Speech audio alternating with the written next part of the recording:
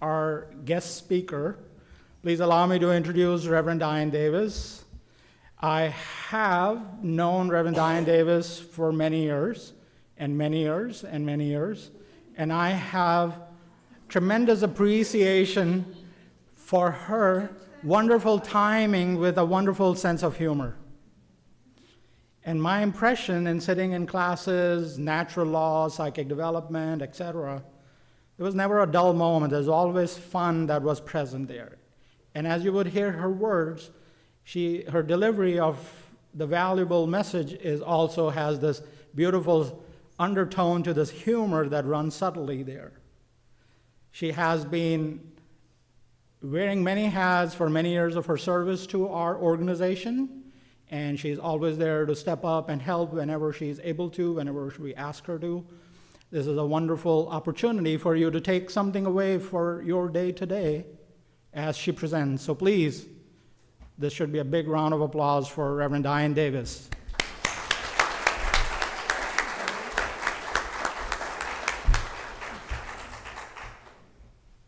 I'm as old as he predicted. Probably even older.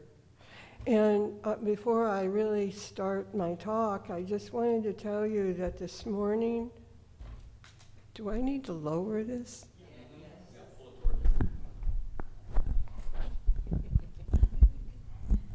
How's that? Oh, perfect.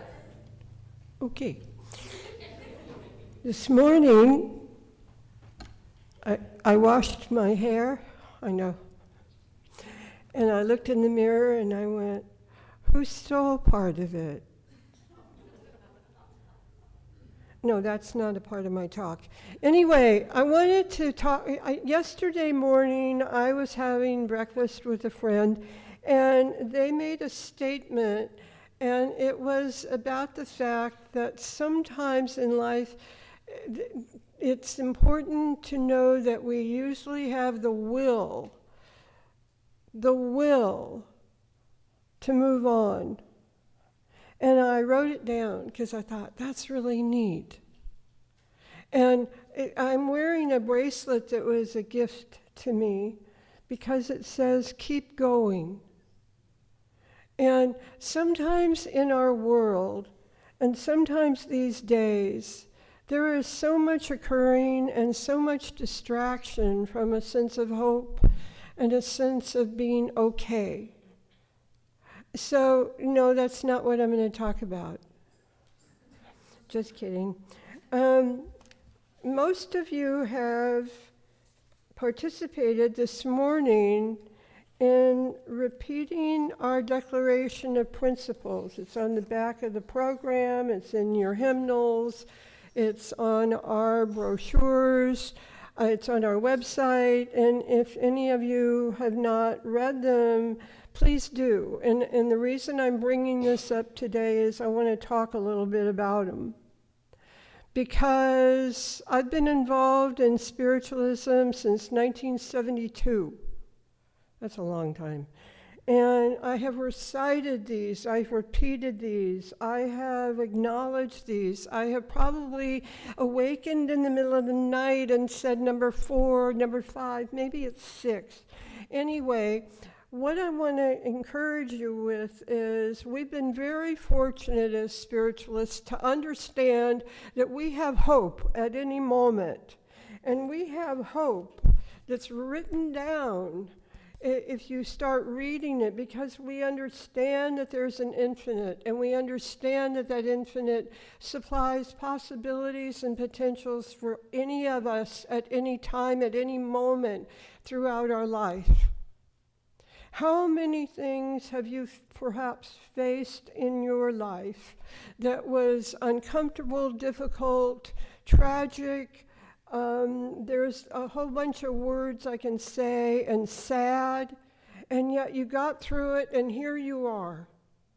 You got through it. I myself have done a lot, and I'm not going to bore you with all the stories. But I do want to tell you that the first principle is we believe in that universal energy, God, infinite, as being all that is. I call it the isness, because the is-notness, you ready, is what hasn't been created yet. The next blink of your eye, the next breath that you take, the next job that you have, the next opportunity you get. It's pretty amazing. And then we understand about the phenomena of nature, both spiritual as well as conceptual. We understand about life after death because we communicate or have the ability, but that doesn't make us special. So do you. And don't ever let anybody take that away from you. That moment of inspiration, that moment of caring, that moment of feeling the next step and the next breath and the next opportunity. So when I heard the words, the will to move on, we have a wonderful energy within us, and these energies, plural, that exist in all life, to me, one of them I call will and power. Power not because I have power over everybody. That's superiority, and that's a bunch of, never mind. But power in terms of energy, movement, and excitement. The song that we just sang, I've been singing that song for so many years, and it can inspire. What do you have that inspires you? What do you know that you can touch or feel or get excited about because there's activity with it, because you're participating? Isn't that wonderful? We talk about the golden rule, and yet I'm not going to declare that everybody lives it. But what I am going to say is my golden rule is act as you would have other people react to you and with you. And one thing that happens with honesty, our honesty of our behavior, our honesty of understanding, yes, and one of the loves of my experience professionally, because I've been a professional, whatever, since 1978, is natural law. We have a garden up next to our bookstore, and it's in memoriam now, but it was built by Harold and Karen Teston, a lovely couple who at that time resided in Daytona Beach. And they put forth the funding because, not being a totally wealthy organization, we welcome people to assist us. We welcome what is given in love and joy, and also with that sense of hope and clarity. So that garden was set up for her while Reverend Eloise Page was still alive. And over the years, there's been plants, and there's been changes, and there's been leaks in the fountain, and a change in the fountain, and then the fountain was painted royal blue, and then a whole bunch of people got upset about the royal blue, and so they changed it, and we go back and forth and back and forth and back and forth. It's fun because there's over 100 and usually over 150 of us as members, and we welcome any of you to join us at any time. Natural law, according to Reverend Eloise Page, isn't just a book you read or a phrase that you memorize. It's a life that you live. And when you have the ability to discover it and live it, there is a power within you. See, I'm coming back to that word. Not because you're above everybody else, and not because you definitely know more than everybody, but because of something you've tapped in yourself that will hopefully give you the integrity, the caring, and the love of life that is yours as a divine right. Pretty neat. So keep going. And having the will to move on, you've all got it. You've all gone through either jobs or relationships or changes, or you've moved. You bought a new car, you changed this, you had perhaps something sad occur. There may have been a death in the family. There may have been something that triggered sadness and difficulty. And you know why? Because a lot of people look at these things and they say, well, I made a mistake. And I say, no, you didn't. You mistook a moment. And because of it, you experienced something, and that's called change. Your ability, my ability, our ability to cope with change, because we have change abounding in our society. We have change all over the world. We have change. Eileen spoke last Sunday about peace and not having the fear. And how can you sometimes step away from the fear or the reluctance? And it might be monetary, or it might be that you've lost a spouse, or perhaps it was a very dear pet. So that sense of life after death, that sense of understanding. Sometimes when I speak, I don't always feel the humor. But sometimes what I recognize is I look out here and I see all kinds of opportunities that all of us have in life, whatever they are and whatever we're stepping toward. And it's a forward movement, because the final principle that you read was about the gift of prophecy. Well, it's not just something that biblical figures produced. It's something that men and women have developed, used, and explored. They have given information. They have helped leaders, rulers, kings, queens, because of an ability. And you have that ability because it's the same ability that allows you, when you go to the grocery store, to reach out and you pick up an apple, and it's in a pile of apples. And what makes you think that apple is the best one in that pile? It's because there's a part of you that just says, this is the one I'm going to participate, and this is the one that I'm going to keep going in life with at this time. It's pretty neat. So when I looked in the mirror and my hair was gone, I thought of all the things I could do or take. There's supplements and drinks and all kinds of things that you can do for these things. And there's even the transplant. Is that what it's called? Anyway, and I'm thinking, well, give me another 5 years.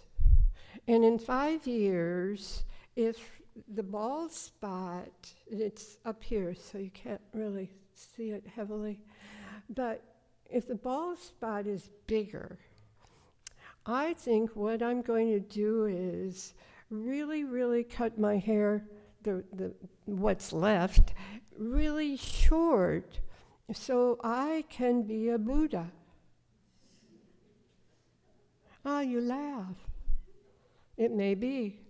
So I've already got the gown picked out, because it's the same one that men and women wear. And I thought, okay, but you have colors. There's gold, and there's burgundy, and there's orange, and there's white, and there's gray, and there's black. Who chooses black? Oh, You all don't look excited. So I think burgundy would work well. But then white. White has that spiritual glow, doesn't it? So when somebody's talking or wearing white, you think, oh, yes. And then sometimes when some people wear white, you think, oh, no. Anyway, so having the will to go on, having the will, you have it. Sometimes you might not think it, and sometimes you might not feel it's there. And sometimes it's really hard to draw it forth and keep going. And I'm here to say, keep going. Because life is not punishing you. The infinite does not punish you. The universe wants to help, not harm. So what can occur is you may get a new idea, a new car, a new experience, a new job. You may discover new tasks. What happens within the cells of your body at that moment is they quicken. There can be healing. Is it going to be 100% better? Maybe not. But maybe that's okay. Because everything you face is an opportunity for you of a potential that helps you cope. Sorry, that was kind of fun. I have a very dear friend who's an intensive care nurse, retired now, but her grandson was probably 1, and she taught him to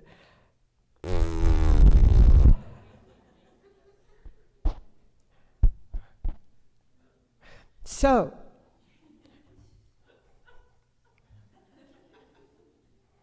I was going to try not to be silly today. Oh, it's so hard. Now, one of the things that you experience when I am up here, and I know that, is a sense of play. And I always know that the spirit of us,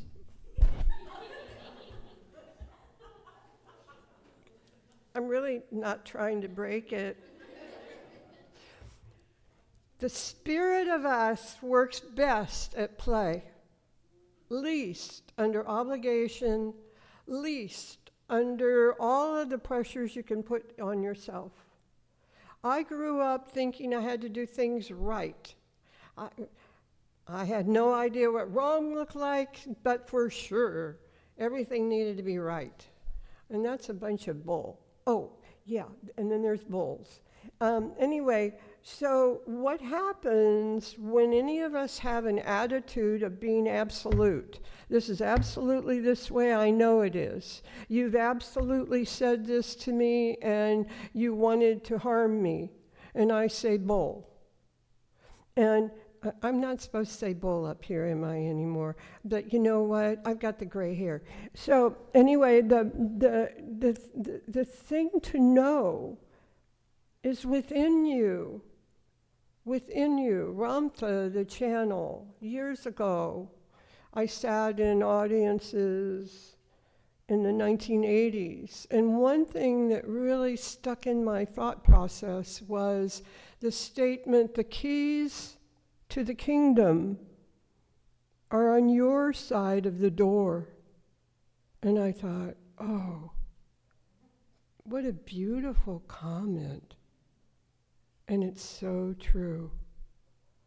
So in this life right now, because all of us are facing things, whether it's your money, whether it's your relationships, whether it's your children, whether it's your parents, whether it's your home, whether it's your job or your lack thereof, whatever, you're not in this alone, because there's a whole bunch of people out there in humanity, and there's a whole bunch of life. And I just want to tell you that if you have any prejudice or if you're absolute about anything, good luck. Because the only absolutes are life and death. And you can modify and shift, and you can explore because you keep going, because there's an energy of you that wants to go forward and not backward. So you can believe in all the things that were and are supposed to be because they were back there. But what about what's out here? Because there's infinite potentials. Infinite. That's a pretty big amount. And that's what you do is you keep going. So one other thing I will tell you, because I'm supposed to watch the time, because you've got a busy Sunday so far and you've got more to do, is the fact that last Saturday I spoke about Winnie the Pooh. And Winnie the Pooh, the author, A. Milne, published in 1926. It was purchased, the rights to it were purchased in 1961. In 1964, I wasn't a history buff, so I memorized these dates. Disney added the red t-shirt. Winnie the Pooh was A. Milne's son, who had a brown teddy bear. The teddy bear look changed to be an animated little bear. Okay. You wonder why I'm bringing this up? Me too. It's because I want to keep going and I need to sit down. But I also wanted to show you that life changes and you have the coping skills to move with those changes, partly because you've had falls and difficulties, you've had sadnesses and things not work out. So when you're looking and thinking that you've had mistakes, look again, because it may have helped you keep going. And thanks for being here.